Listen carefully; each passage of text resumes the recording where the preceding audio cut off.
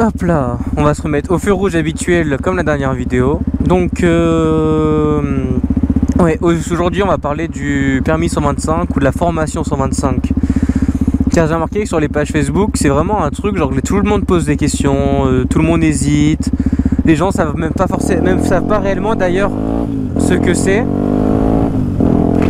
La moto elle a monté, j'en ai aucune idée pourquoi. Et ouais, du coup on va parler en 3 catégories. On va faire 16 ans quand t'as ton BSR, 16 ans quand t'as rien du tout et tu veux passer justement à la moto, et majeur, le permis voiture, si tu veux faire ta passerelle ou non. Donc pour moi déjà 16 ans BSR, 16 ans pas BSR, pour moi ça revient au même dans le sens où pour moi à 16 ans il faut passer son 125, même si c'est cher. Si t'as pas trop d'argent, reste en 50, ok, pas de souci. Si t'as l'argent, fasse ton 125, quitte à pas prendre de 50 cm3 à 14 et passer que ton 125 à 16. Car 50, t'as pas mal de soucis, il faut que tu achètes ton huile dedans, ça consomme plus qu'un 125. Tu fais moins de bornes, c'est plus fragile. Enfin, il y a vraiment pas mal d'inconvénients à avoir un 50. Tu le sais, je pourrais y en avoir un. Donc faut acheter des kits, faut acheter plein de trucs, genre pour que la 50 elle marche un minimum. Même si après un 50 bien prépa, je suis d'accord, hein, ça fume un 125, hein, pas de souci. Par contre ton 125 il est homologué, ton 125 il peut faire de la borne sans souci. Même un petit réservoir comme le mien, j'ai un 7 litres 5 je crois, et je fais en moyenne 150 km à 2. Donc du coup, même si c'est question argent, je trouve c'est plus pratique. En plus, en tout cas, vu que moi j'ai passé mon 125 à ECF, je sais que quand je passerai mon A2, j'aurai une réduction par rapport aux heures que j'aurais déjà faites avant. Et je sais également que du coup 125 ça te fait 2 ans en A, donc 2 ans en permis probatoire. Donc quand tu passeras en gros cube ou même en voiture, ça va t'alléger ton A, donc tu seras plus rapidement plus rapidement considéré en tant que conducteur normal entre guillemets. Enfin tu seras plus un jeune conducteur. Et le gros avantage aussi, c'est que du coup à 16 ans tu passes ton code. Et le code, quand je vois là à l'heure actuelle ceux qui ont 18 ans et qui mettent 1 an à l'avoir, bah franchement ouais ça me fait chier pour eux. Le code je l'ai eu en 1 semaine. Car déjà j'ai un peu de connaissances parce que mon père il travaille dans le milieu routier et des conneries comme ça. Enfin j'avais plein de cartes en main on va dire. Et du coup en 1 semaine j'ai fait le stage code justement à ECF. Et franchement c'est super. Le matin tu fais du cours, l'après-midi tu travailles sur les cours que tu as fait le matin, et le dernier jour tu fais que des vraies séries. Et du coup ouais, en 1 semaine j'ai eu mon code. Je me suis inscrit, j'ai fait ma première séance le lundi jusqu'au vendredi. Et j'ai passé mon code le lundi et j'ai fait 38 sur 40. Elle est sympa derrière la petite M3 là-bas. Donc t'as un avantage pour le code je trouve à 16 ans 125. En plus ton code du coup dès que tu passes un permis il se renouvelle. Donc c'est pas à négliger non plus. C'est vrai que si tu passais ton code et que dans 3 ans tu devras le refaire. Donc c'est valable 5 ans en théorie.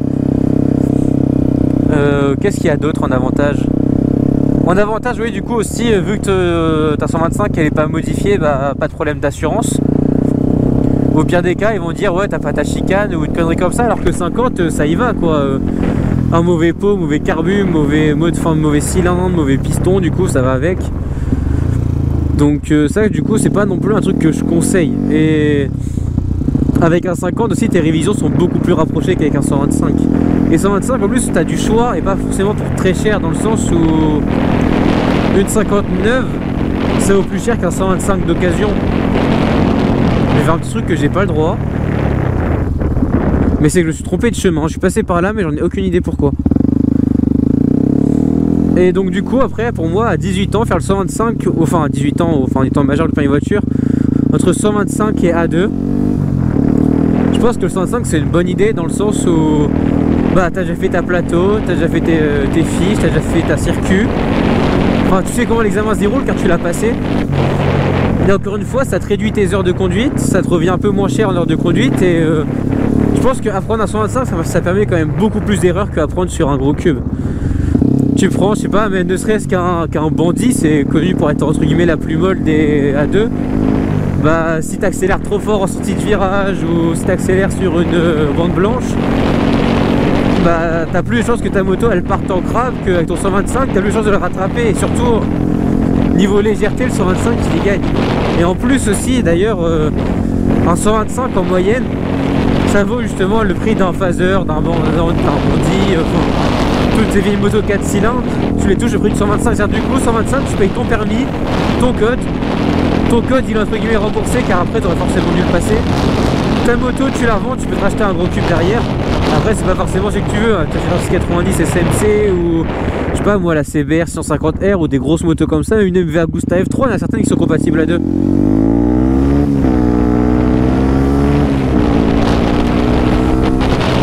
Et donc voilà, je pense que niveau financier c'est pas forcément le loup. Putain, je crois qu'elle est passée devant moi lui. Et moi du coup j'ai passé mon BSR à 14 ans comme tout le monde. Ensuite après le BSR j'ai fait 2 heures de formation en 125 pour apprendre à passer les vitesses car c'était ma première moto. Puis ensuite j'ai eu un 50 à 14, je l'ai revendu, j'en ai racheté un à 15 ans que j'ai encore. Je saurais le refinir avant de le vendre. Ils font des travaux ici. Et ouais, qu'est-ce que j'allais dire d'autre? Et du coup, il y a 16 ans, j'ai passé mon 125. J'ai passé mon code, j'ai eu la chance, je passais avec un ami à moi, donc du coup, avec un pote sur le plus sympa. Je fais ça sur une Honda MSX, genre c'est une toute, ça fait un peu comme les Honda Dax, quoi. C'est des motos taille de pocket, enfin de dirt plutôt. Et franchement, c'était super car au moins, du coup, au plateau, bah. Moi personnellement j'avais fait une erreur, j'avais pris un cône à l'envers et du coup avec la petite moto bah, j'ai pu repasser le cône du bon côté sans prendre de pénalité.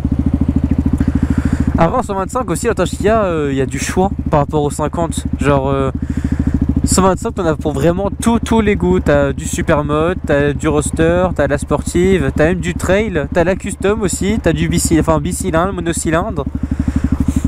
Ça j'en ai vraiment pour tous les gens. Après pour moi meilleur 125 c'est le WRX, mais en même temps c'est la mienne hein, donc je vais pas être très pertinent à ce sujet car elle est fine, elle est agile, genre tu passes partout en ville. Ton guidon vu qu'il est haut, bah il passe au-dessus des rétros pendant l'interfile. Elle consomme pas forcément du diable, c'est que la mienne elle a un peu été modifiée donc du coup elle consomme plus qu'une origine. Chez les amis à moi ils font 300 km avec leur plein, moi j'en fais 200 mais c'est déjà pas si mal. Et ça va être à moi de passer d'ailleurs. Et l'avantage du 125 aussi c'est que dans les rassemblements moto t'es plus valorisé dans le sens où il y a certains rassos par chez moi où en 50 t'es pas le droit d'y aller alors qu'en 125 tu peux y aller. Après ça se comprend d'accepter les 50 dans le sens où bah, l'organisateur c'est un accident avec un 50 quitté, bah, c'est pour sa pomme à lui aussi, enfin il a une part de reproche.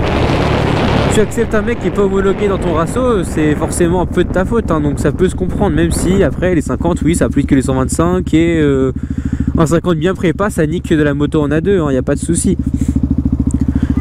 Mais après faut que ça soit modifié. Je sais pas c'est qui klaxonne derrière. Et donc je sais même pas si c'est pour moi d'ailleurs.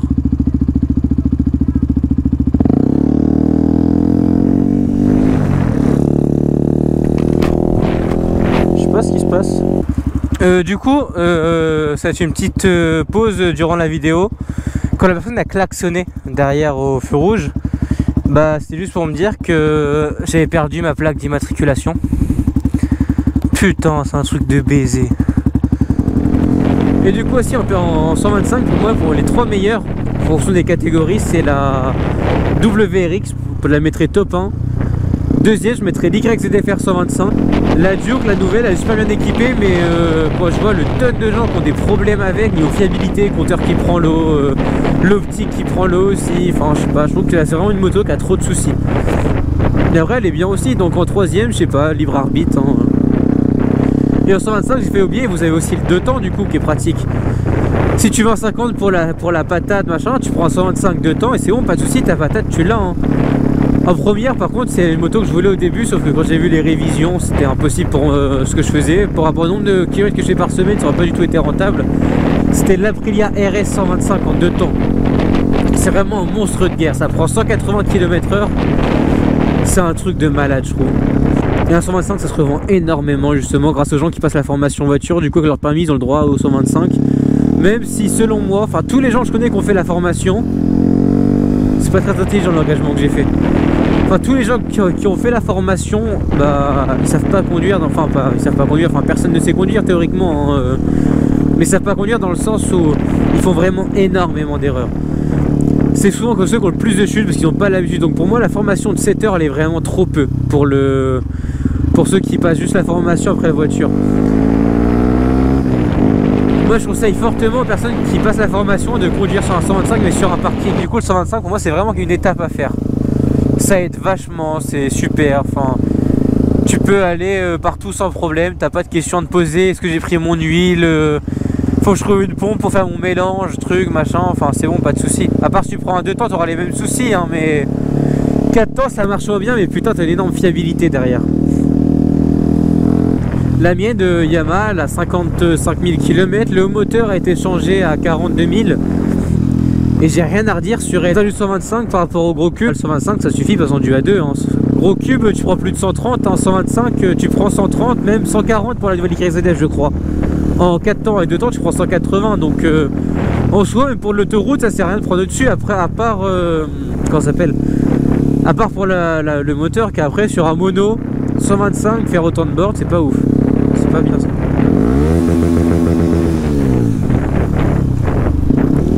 J'espère qu'ils ont pris tous les cas d'échappement dans la gueule, le passage du pot est haut. Ah c'est relou. Dans des cas s'il manque des choses, vous avez l'espace commentaire pour rajouter. Donc bonne journée à vous et roulez bien, mais faites gaffe quand même. Par exemple là les feuilles mortes dans un rond-point avec de l'eau et de l'essence, c'est pas ouf. Et ça conclura notre fameuse vidéo qui a duré une plombe. Donc sur ce, rebonne